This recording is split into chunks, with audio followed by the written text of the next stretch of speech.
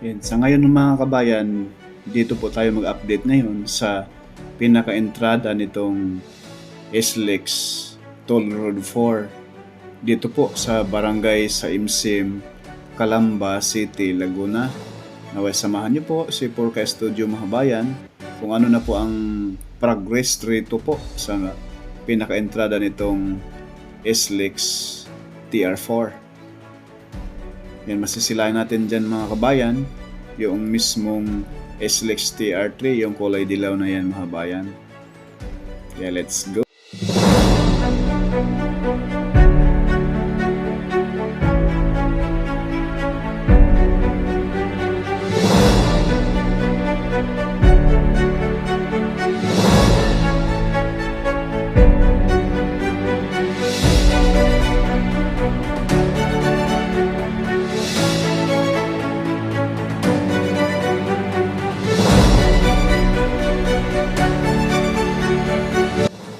Po mga kabayan, ang ating pong i-update sa araw ito, Sabado, May 25, itong package A, Santo Tomas, Batangas to Macban, Laguna.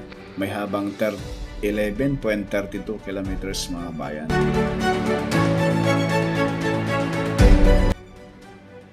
Ayan po mga kabayan, itong building na ito yung dilaw, yan po yung mismong SLEX TR3. Ayan. So ito na yung kanto na ito mga kabayan.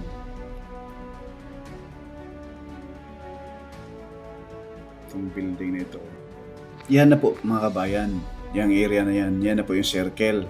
No? Ito na yun mga kabayan. Yan na yung circle, yung dulo. Ayan. Yung building na kulay puti na yan. Yan na yung doon ka kanina sa mapa, no? So dito tatawid sa may ito na yan, no? Tatawid yan dyan yung mismong SLEX TR4. Ito na yun mga kabayan, no? Ayan, dito na po tatawid yung mga poste na yan. Tatawid pa kanan. Ganun po yan mga kabayan. So dyan po sa unahan, ayan, may yung ito na yan. Yan, yung may kulay puti na building na yan. Bubong. Yung kasada na yan, pa kanan. Yung gilid, papasok din sa subdivision, pakanan mga kabayan. Ayan po. Ito. Ayan po yung alignment mga kabayan na dyan tatawid sa isang subdivision dyan. At yung bundok doon, yung sa gitna ay hiniwa. Ayan na po yan mga kabayan, yung alignment mismo. Ito na po yun, no? Ito na po yun mga kabayan. Yung puspusan na ngayon ang gawa dyan, no? Yung bundok na yan. Lagyan natin ng araw para hindi kayo malito. Ayan, yung alignment mismo. Ayan po, pakanan mga kabayan. Ayan na po. Yung isang subdivision dyan mga kabayan, yan na po yung Barangay San Antonio. Ayan, barangay na yan. No? Ayan. Kitang-kita natin mga kabayan sa ating mahiwagang baul. Yan ang pinakadulo. Ayan. Yan. Yung Mountain View Homes. So, dyan mga kabayan, putol yan. Putol yan dito. Putol yan mismo. Yan ay posibleng hindi pa magkasundo sa mga private properties dyan, mga may-ari ng lupa dyan mga kabayan. At may mga farm din, mga kabahayan na matatamaan din po. Gilid mismo ng Mountain View Homes. So sa ngayon, dyan po, diretso po yan mga bayan, pakana, no? Ayan po, masisilayan natin yung Macban Interchange. Ayan po yung trumpet design. Yun, no? Yung circle na yan. Yan na po yung Macban. Itong kasada sa gawing kanan, yung kulay puti, yan na ipapasok na po yun doon sa mga geothermal. Ayan, no? Kita nyo mga bayan. Yan na po. Ang problema dyan ngayon, yung mga may-ari ng lupa, kung papayag ba silang tatambakan na yan ng SLEX TR4. Sana po ay magkasundo-sundo na para itong SLEX TR4 ay para naman sa lahat, no? At sana ay mabayaran din po ng tamang presyo itong mga may-ari ng mga lupain rito, mga establishmento na matatamaan itong SLEX TR4, no? And balik na tayo dito sa pinakadulo mga kabayan, no? Dito po yun sa mismong San Antonio. Yan po mga kabayan. Dito na po tayo ngayon muli sa mismong barangay sa Imsim, Calamba City, Laguna. Yung pinakadulo mga kabayan, yun na po yung entrada. No? Bali dito, wina-widening na nila para dito na po nakalayan na yung mga sasakyan papasok sa SLEX Toll Road 4. Ito na yung circle mga kabayan. Ayan. Kasi silayan ninyo dyan. Yung araw na yan mga kabayan, yan na yan po yung papasok sa circle. Ayan. Para hindi kayo malito mga kabayan. Yan po yung mga sasakyan na papunta sa atin. Yan na po yung mismong papuntang Maynila. Itong palayo sa atin na sasakyan, right side, yan na po yung paluwas ng probinsya ng Batangas at Mindanao, Bicol Region. Ayan. So ngayon, yung ating drone ay hinahabol na naman ng ibon. Lipat na po tayo rito mga kabayan sa kabilang side, no? Yung gawing kanan mga kabayan, yan na po yung kapag galing ka ng Santo Tomas, Batangas Province, papasok ka ng SLEX TR4, dito ka, pakanan, yung kalsada na wala pang semento, right side. Yan na yung papasok doon. At ito na po yung widening nitong SLEX TR3. Bakit? Dinagdagan nila ng lane dyan mga kabayan. Dahil doon sa pinaka tawiran dyan sa SLEX TR4, patawid dyan sa unahan yung may malapad na poste, bale. Shout out po sa mga engineer dyan. Anong name dyan, no? Yan po yun mga kabayan. Sa pinakagitna niyan, maglalagay ng poste, no? Para mas matibay daw. Kasi kung walang poste mga kabayan, kagaya sa mga service road dito, kung saan tayo ay nakatayo ngayon, pagdaan pa lang ng mga malalaking container truck ay talagang nakakatakot, no? Yumuyug-yug yung tulay.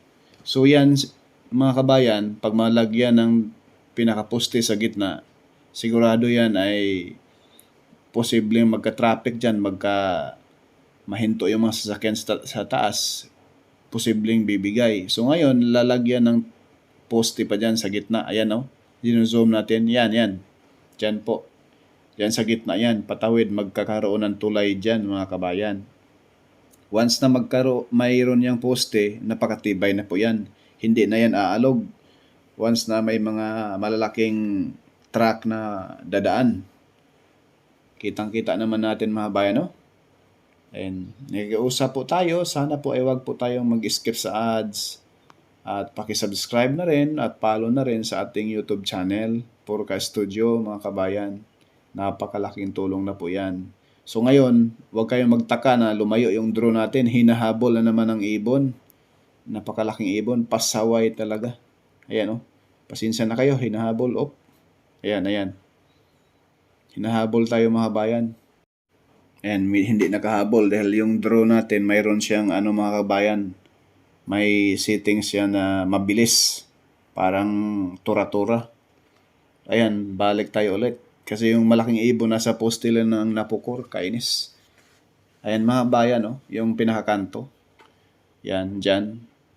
May talagang pinespasan na po yan dyan ngayon. Posible, pag next update natin mga bayan, ang pinakagitna niyan, isa sarado yan.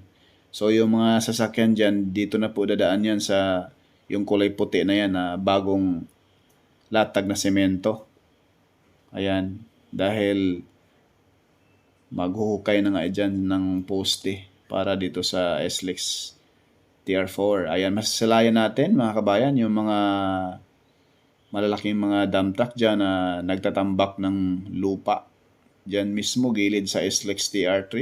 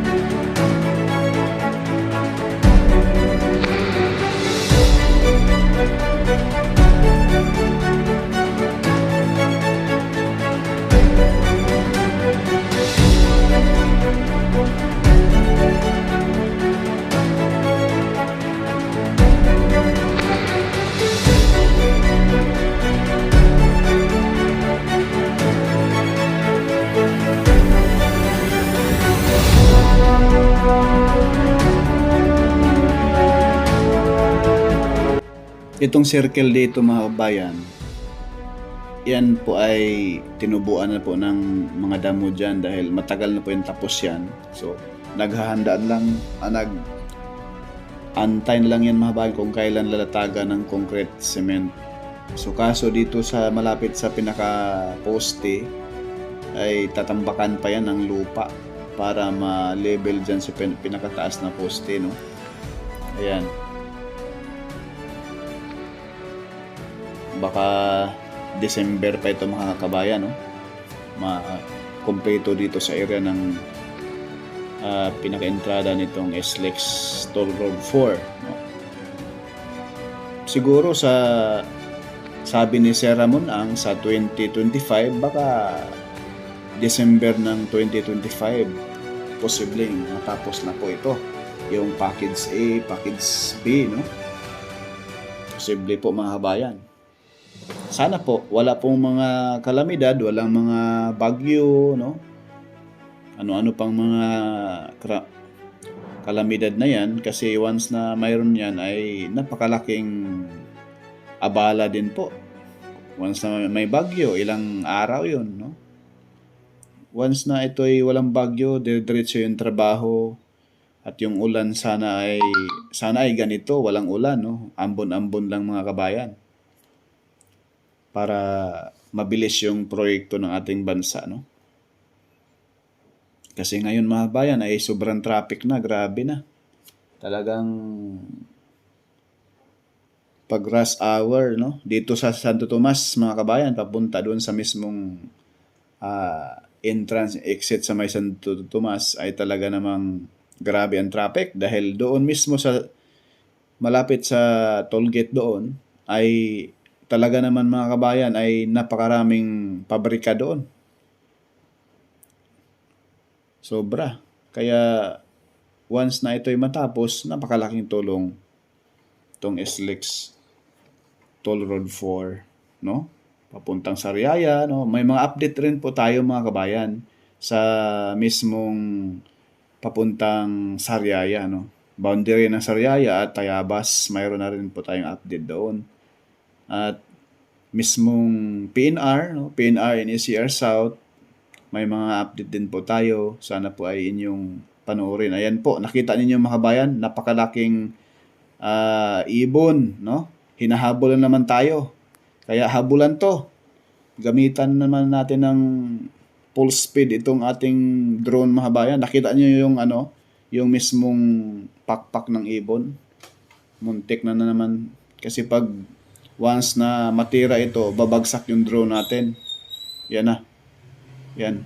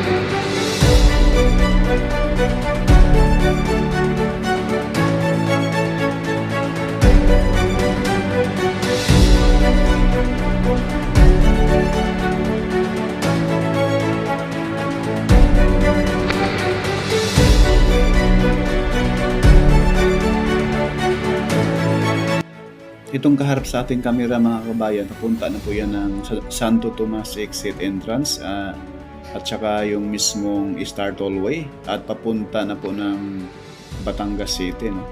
At Batangas Pier. Yung area na yan mga kabayan. So ayan po yung tulay kung andyan tayo ngayon. Na ayan pag once na may dumadaan na malalaking sasakyan dahil walang poste sa gitna, talagang yumuyog-yog siya, no? Delikado. Kaya tama po na lagyan talaga ng poste yung pinaka sentro ng tulay doon sa SLEX Toll Road 4 patawid dito sa SLEX TR3 para sigurado dahil hindi po natin inaasahan minsan na magkaka-traffic, siyempre yung mga sasakyan sa taas, maghihinto yan. So, paano kung hihinto doon sa pinakataas yung mga malalaking container van, no? Or dump truck? Delikado. Hanggang dito na lang po. Porka Studio hindi sikat pero nagbabalita ng tapat. Thank you. Shout out po kay Ma'am Ami Campbell at sa ating mga viewers dyan, no? Saan mang sulok ng mundo, mga OFW. God bless and ingat po tayong lahat.